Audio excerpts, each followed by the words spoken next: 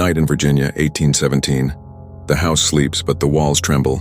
A lantern lies overturned, flame licking the velvet curtains. Footsteps thunder down the corridor.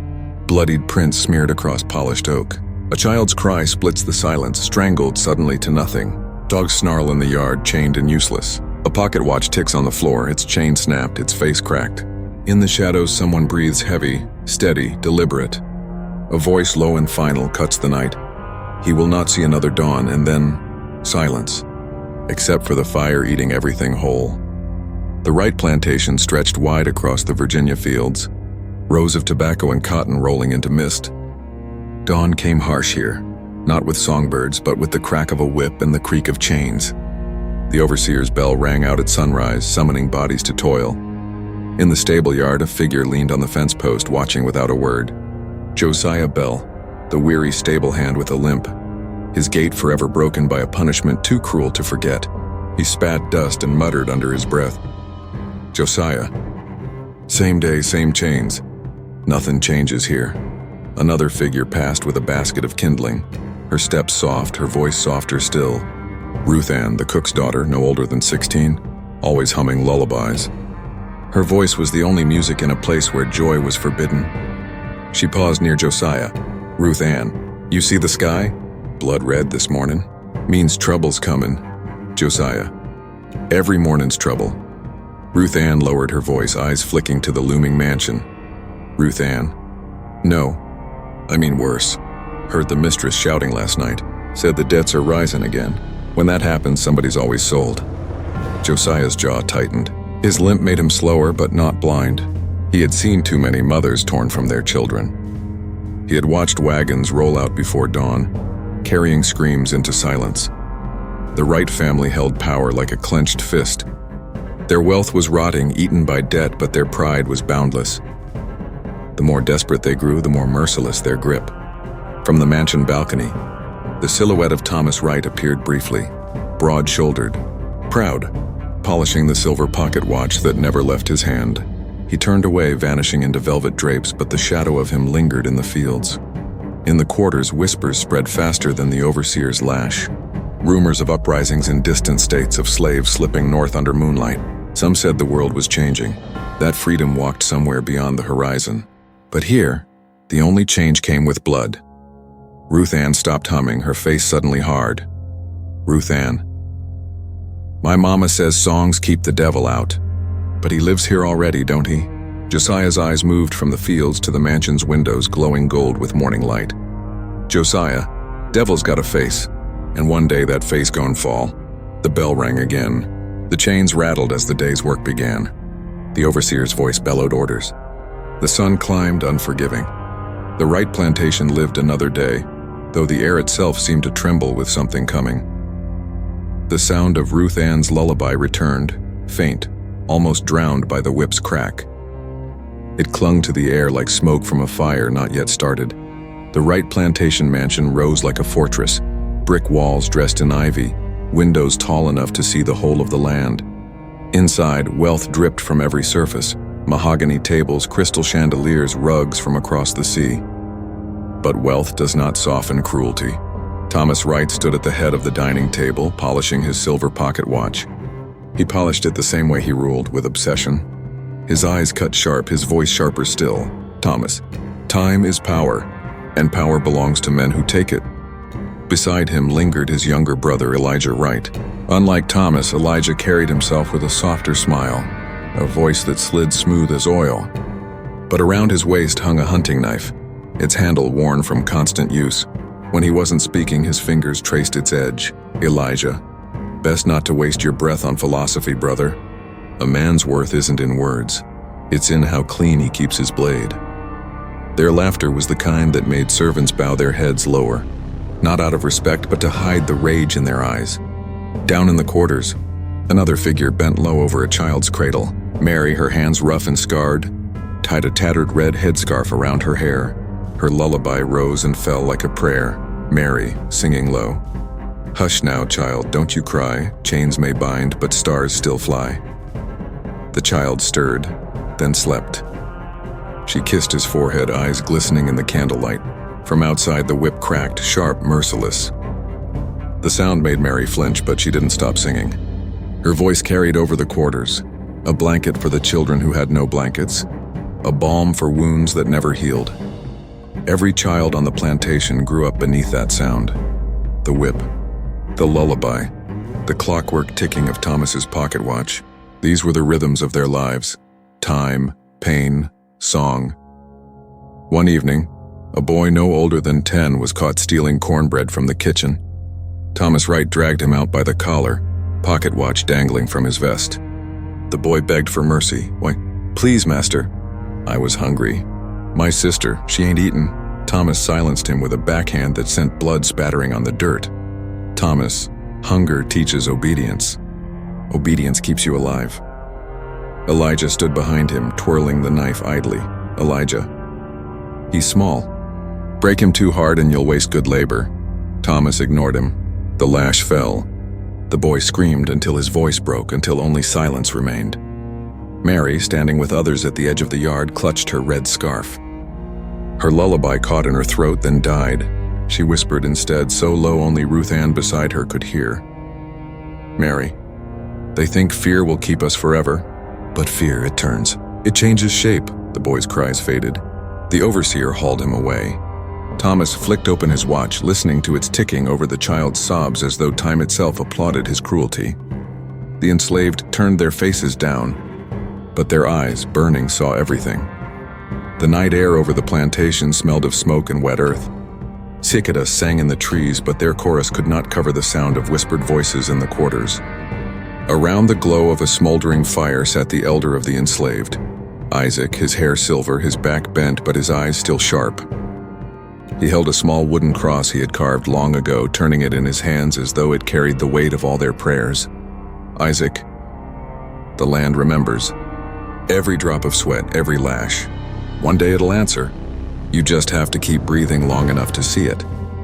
Josiah leaned forward, his limp legs stretched stiff. "Josiah, breathe.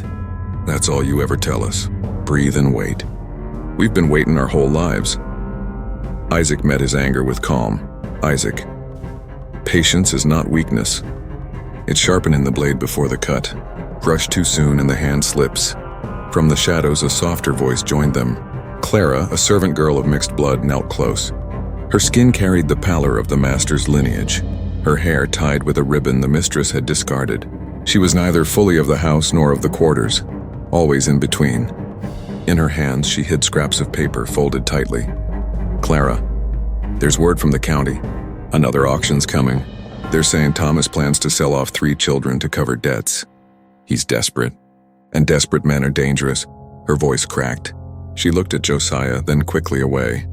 Their glances lingered longer than they should have. "Josiah, which children?" Clara lowered her head, refusing to speak, but Mary, who sat close by, pulled the truth from her silence. "Mary, not again. Lord have mercy, not again." Debt was the shadow haunting the Wright family. Every year, tobacco brought less, cotton cost more, and creditors grew bold. Thomas's pride would not bend. Instead, he squeezed the quarters harder, feeding the auction blocks with flesh and bone. Days later, the truth bared itself. On the porch of the great house, Elijah Wright leaned against the railing, idly cleaning his knife. His voice carried casual cruelty. "Elijah, I told him not to sell the girl." She was quick on her feet. "Good help in the kitchen." Thomas adjusted his pocket watch, its chain glinting in the sun. "Thomas, debt doesn't care about sentiment, brother. The girl fetched a fair price, enough to keep the land another season." At his feet, Ruth Ann sobbed silently. Her little sister had been taken away in the wagon before dawn. Mary held her shoulders, whispering the old lullaby through clenched teeth. "Mary, hush now, child, don't you cry." Elijah smirked at the song. "Elijah, sing all you want. It won't bring her back." Mary's eyes flashed, but she lowered her gaze. To defy him here was to invite ruin. Yet in her heart something had shifted. That night in the woods beyond the fields, Clara slipped Josiah a folded scrap of paper. He opened it with shaking hands. Inside, drawn in careful strokes, were paths leading away from the plantation, roads north marked by rivers and stars. "Josiah, you risked everything bringing this." "Clara, I had to. You're not like the others, Josiah. You see more." Their hands brushed, a touch quick and dangerous. Josiah. If they catch us, it'll be the noose, Clara. If you stay, it's the chains. From behind them, Isaac's voice startled the night. Isaac, no maps. No running, not yet. Escape takes one soul at a time. But what we need, his hand tightened around the wooden cross. What we need is something bigger, something they'll never forget. The fire cracked. Silence fell heavy. Love grew in the shadows, but so did betrayal. Forbidden glances became whispers, whispers became promises. Yet promises under the lash were as fragile as the paper Clara smuggled. Easily torn, easily burned. The bonds between them deepened. Mary's songs, Isaac's wisdom, Josiah's rage, Clara's desperate defiance. But the Wrights grew harsher still, tightening their grip as their empire faltered. On the horizon, change was coming, not the kind whispered in lullabies, but the kind born in fire and blood. The quarter's children fell asleep that night to Mary's song, but those awake knew the truth. No song could hold back what was rising. The sun stood high, burning down on the yard. A crowd had gathered, dragged from the fields by the overseer's call. The air smelled of sweat, iron, and dust. At the center stood Isaac, bound at the wrists, his wooden cross torn from his hands and cast into the dirt. Thomas Wright strode forward, pocket watch gleaming in his palm. His voice rang cold and theatrical. Thomas, this is what comes of insolence. A servant who dares raise his tongue against the order of this house. Isaac's back was bent, but his eyes never left Thomas's face. Isaac, I raised my tongue to shield a child. That ain't insolence. That's decency. The crowd stirred. At Isaac's feet lay the trembling figure of a boy no older than 7, his shirt torn from his shoulders, his eyes swollen with tears. He had been caught dozing in the field, too weak from hunger to keep pace. Isaac had stepped between the boy and the whip. Thomas, decency? You call it that? I call it defiance. The overseer pushed through the crowd then, swaggering with a half-empty flask. Calhoun, scarred knuckles and whiskey breath, grinned wide at the spectacle. Calhoun, best get on with it, Master Wright. Crowd's eager. Thomas handed him the whip. Thomas, make it a lesson. Calhoun cracked the leather once, testing the air. The sound split the silence, setting every back rigid. Isaac raised his chin, his voice steady. Isaac, the land will drink your blood before mine is dry. Thomas's eyes narrowed.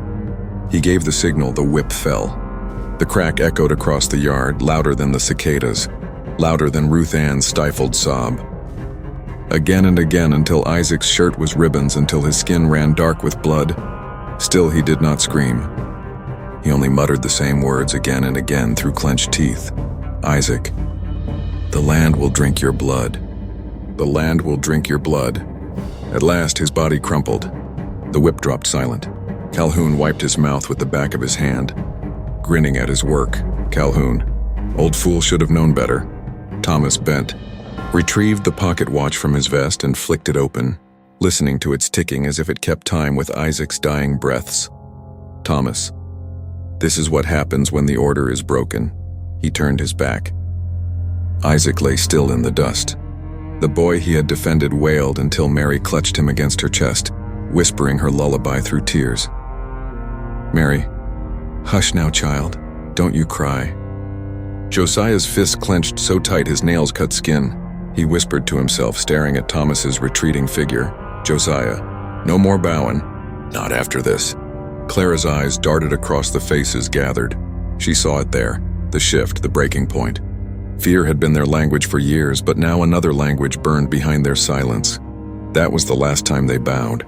Isaac's death was no lesson in obedience, it was a covenant of vengeance. The lash that silenced him became the spark that lit their fire. The wooden cross lay half buried in the dirt, stained with his blood. No one dared pick it up while Thomas watched. But when night fell, someone did, and the vow began. Night fell heavy, clouds smothering the moon.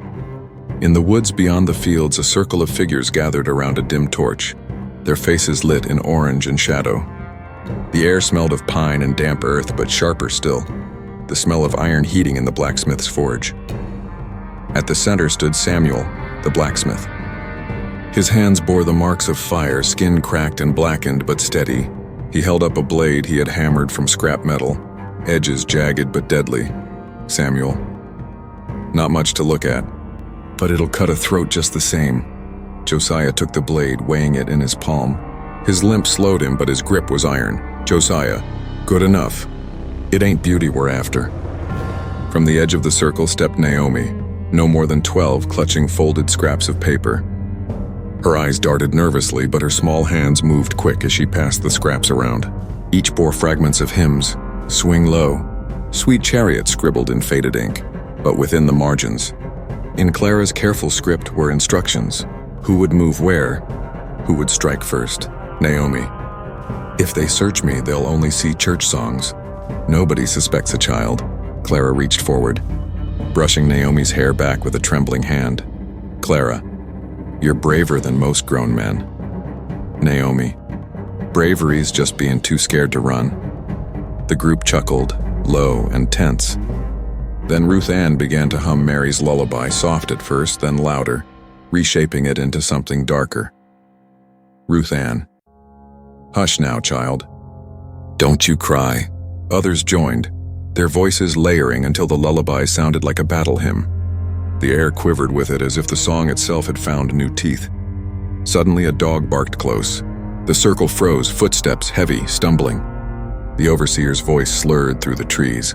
"Calhoun, who's out there? Come on now, I hear you whispering." Josiah motioned with his hand. The torch was snuffed. Darkness swallowed them whole. Calhoun's boots crunched leaves nearby. He paused, sniffed the air like a hound. For a moment, silence. Then Calhoun. Rats in the woods." His footsteps receded. The circle let out breath all at once. Mary, too close. "He's sniffing like the devil's dog." Josiah leaned forward, voice low, fierce. "Josiah, we can't wait no more. Isaac's blood ain't even dry. If we don't strike now, we never will." Samuel laid the blade across his knees, nodding. "Samuel, when the storm comes, we move. Storm will cover our steps. Fire will cover our sins." Chains rattled in the dark. Not the overseer's chains, but the chains of fear, breaking link by link. Each night the circle grew bolder. Each song grew sharper. Every lullaby, every prayer, every whispered plan was no longer survival. It was preparation for war. In the shadows, Isaac's wooden cross passed hand to hand, not as prayer but as covenant. The vow deepened. The storm arrived like a living beast. Thunder shook the earth. Lightning split the sky, and the Wright plantation house loomed against it, white wood glowing pale and fragile. Inside, candles flickered against the wind, while outside the enslaved gathered, their faces wet with rain, their eyes burning with something hotter. Josiah raised his hand. The wooden cross of Isaac gleamed in the torchlight. "Josiah, tonight we ain't slaves. Tonight we take back breath and blood." The circle repeated in whispers, "All or none, all or none." Samuel pushed a blade into Josiah's hand. Clara clutched Naomi's small arm tight, whispering one last word into her ear. "Clara, sing when it's done." "Don't stop singing, no matter what you see." Naomi nodded, trembling. Her hymn scraps were gone now. No need for paper. Tonight the words would be written in fire. The group broke. Half to the barns, half to the big house. Rain disguised their steps. Lightning revealed them only in flashes. Shadows with weapons, chains turned to whips, hoes sharpened into axes. Inside the house, the Wright family dined late. Colonel Wright sat at the head of the table, his glass raised. Colonel Wright. "To the soil that feeds us, and the chains that keep order." His wife, pale and severe, lifted her glass. Their two grown sons laughed, drunk. The overseer Calhoun leaned in the doorway, a smirk across his scarred face. Then, glass shattered. The front door burst open. Josiah stood in the frame, drenched, lightning crowning him in white fire. His limp seemed gone in that moment. He raised Samuel's jagged blade. "Josiah, your order ends tonight." Chaos. Clara rushed in behind him, slamming the door against Calhoun as he reached for his pistol.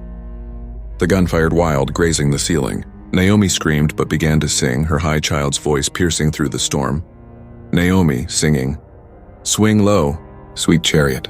Samuel swung a hammer into the first son's chest. Bone cracked loud as thunder. Blood splattered the white tablecloth. Mrs. Wright shrieked, scrambling back, knocking over dishes. Mrs. Wright, God have mercy.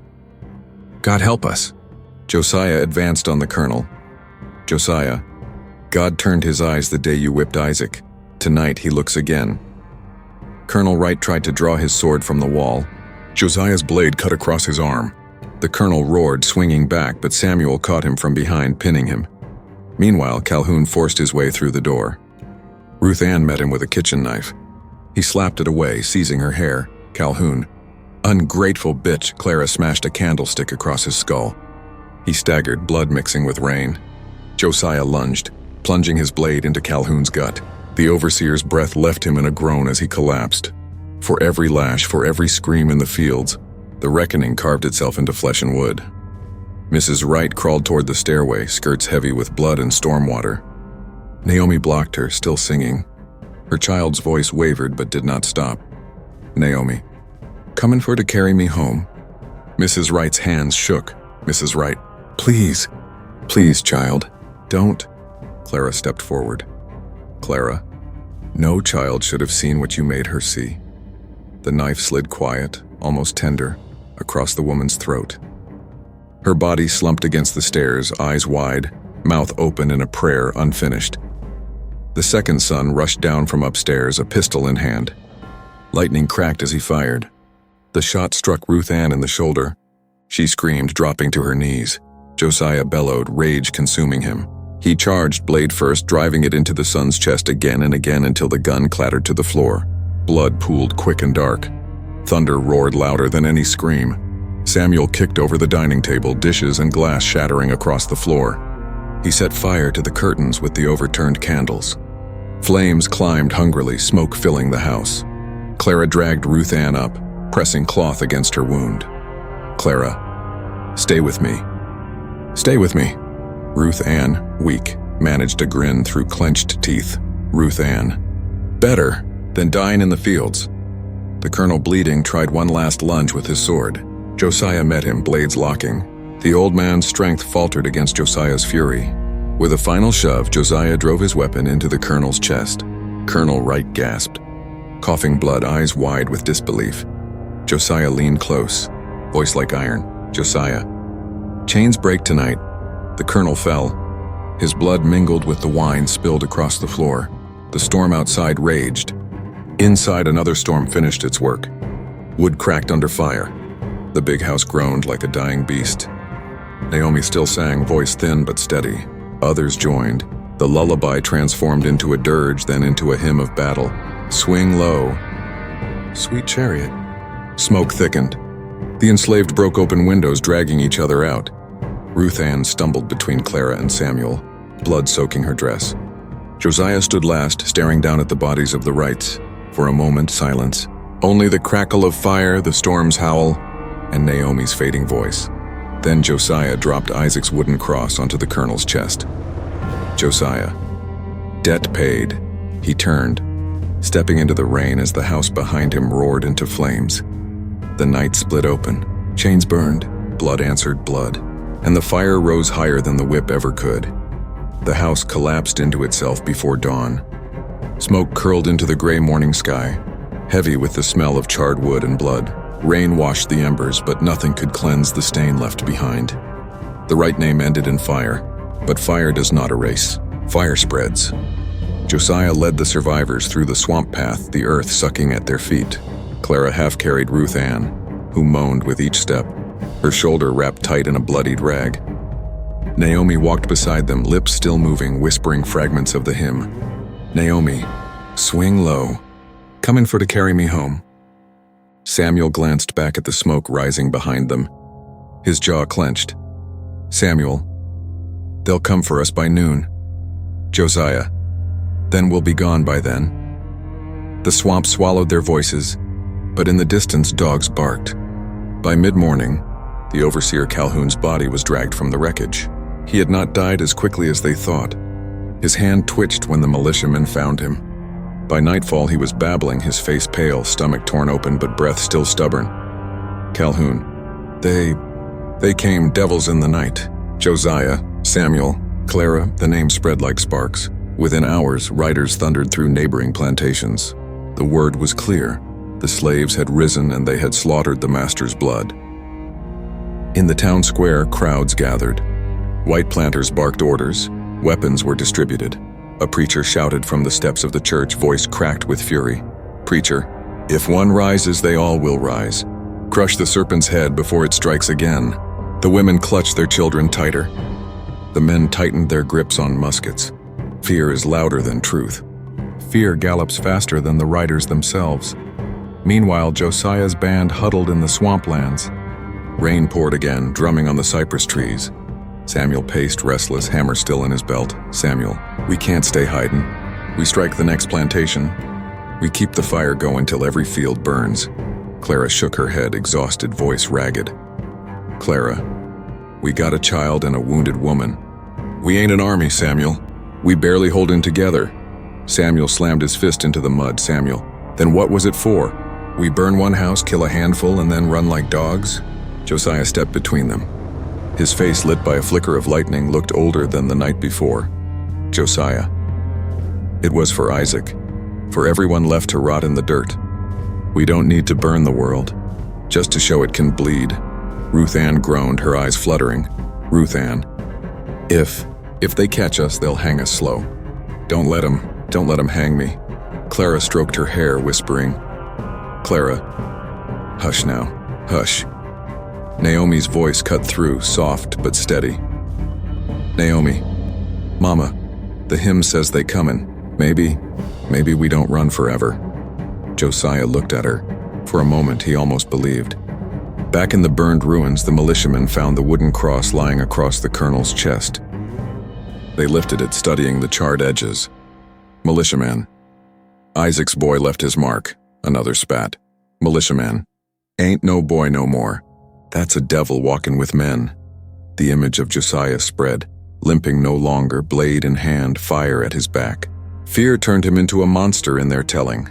By the third day, the swamp gave no shelter. Dogs bayed close. The sound of hooves splashed through the mud. Samuel cursed under his breath. "Samuel, they found us." Someone talked. All eyes turned to a thin figure at the edge of the group. Elias, a field hand who had joined late, nervously twisting a piece of rope in his hands. His eyes darted between the trees. "Clara." "Elias, what did you do?" Elias stammered, tears welling. "Elias, they promised me freedom. Said if I gave the names, they'd let me walk. I just wanted to live." Samuel lunged, grabbing him by the collar. "Samuel, you sold us for a lie." Josiah's hand shot out, stopping Samuel. "Josiah, no time. The dogs will be here in minutes." Elias fell to his knees, sobbing. "Elias, I didn't mean. Naomi's small voice cut sharp. "Naomi." "Yes, you did." The group froze. Her words hung heavier than thunder. By nightfall, the militia closed in. Torches lit the swamp like a second fire. The rebels huddled tighter, faces pale in the glow. Clara gripped Josiah's hand. "Clara, if we fall, let it be together." Josiah kissed her forehead. "Josiah, chains break tonight." "Or we do." Dogs barked louder. Muskets clicked. The hymn rose one last time from Naomi's throat, trembling but unbroken. Naomi, singing, "Comin' for to carry me home." The swamp swallowed their voices. The world closed in, and the night that began in fire promised no dawn without blood. What begins in blood never stays in blood. It seeps into memory, into story, into legend, and legends grow teeth sharper than truth. In the weeks after the uprising, the militia paraded through towns with trophies. Burned wood from the Wright house, Calhoun's bloodied pistol, torn scraps of slave clothes. They told the story as they pleased. Josiah the butcher, Clara the witch, Samuel the mad hammerman. Naomi became a ghost child who sang the devil's hymn as families were slaughtered. At the taverns, drunk men leaned close, voices low. Man won. He didn't limp no more. They say the devil took his leg and gave him fire instead. And no, I heard his mother was a conjure woman. Gave him charms that turned bullets aside. Man 3. Either way, he carved out the master's eyes before the house burned. The listeners shivered, even as they laughed. Truth mattered less than fear. Among the enslaved on other plantations, the story spread different. Whispers carried by night in the quarters in the fields. Old woman. Josiah broke the chain.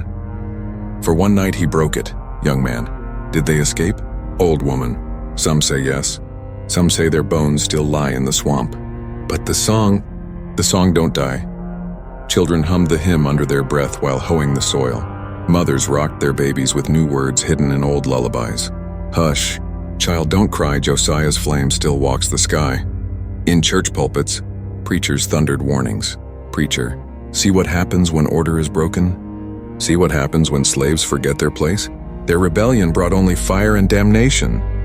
But outside the church walls, men who had lost their sons in the house fire clenched their jaws. They no longer saw the enslaved as broken cattle. They saw them as waiting sparks. Years passed. The Wright name disappeared from records spoken only in hushed tones. But the legend of the night fire grew. Some claimed they saw Josiah's shadow still walking the swamps, carrying Isaac's wooden cross. Hunters refused to enter the cypress groves after dark. Every rebellion, no matter how crushed, leaves a scar. And scars have a way of reminding the living. Naomi's song lived longest. No one knew if the child survived, but her hymn spread like smoke. Field hands in Georgia sang it. Carpenters in Carolina whistled it under their breath. By the time the Civil War dawned, Union soldiers recorded hearing the tune from black regiments marching to battle. Swing low, sweet chariot. But to them, it was no longer a prayer for heaven. It was a battle cry for earth. In some tellings, Clara became a martyr, stabbed while shielding Naomi. In others, she lived to teach songs to a new generation. Samuel became a giant said to swing his hammer like thunder itself, shattering skulls and doors alike. Ruth Ann was remembered as the wounded saint who whispered courage with her dying breath. And Josiah, he was everything. Devil, hero, prophet, murderer, liberator. In truth, his bones may have fed the swamp, but in story he never died. The fire in the Wright house burned only one night, but the fire in the telling still burns. Every whip crack that followed carried the echo of that song. Every chain that rattled reminded masters of the night chains broke. Legends are dangerous things.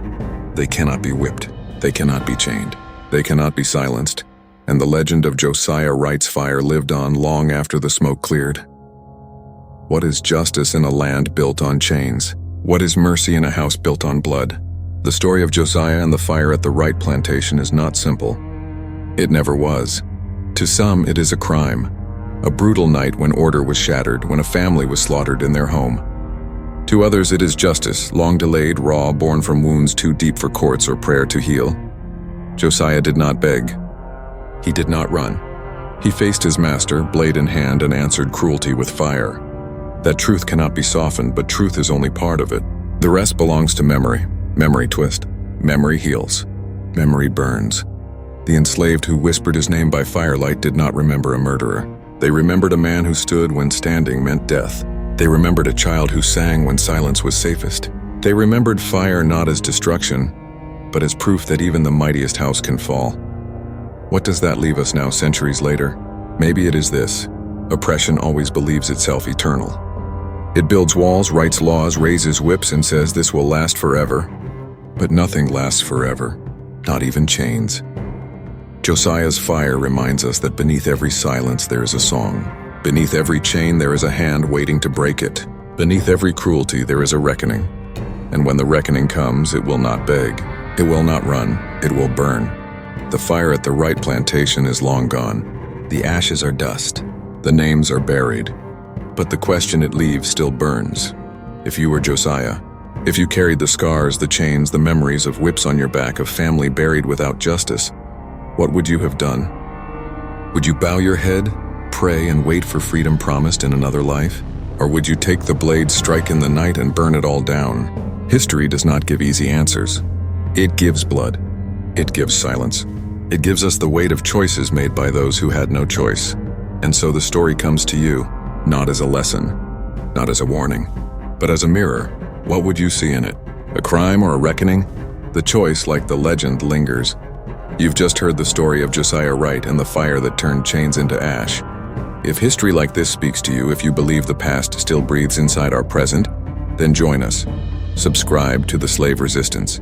Share this story. Keep the fire alive, because some chains are still waiting to break.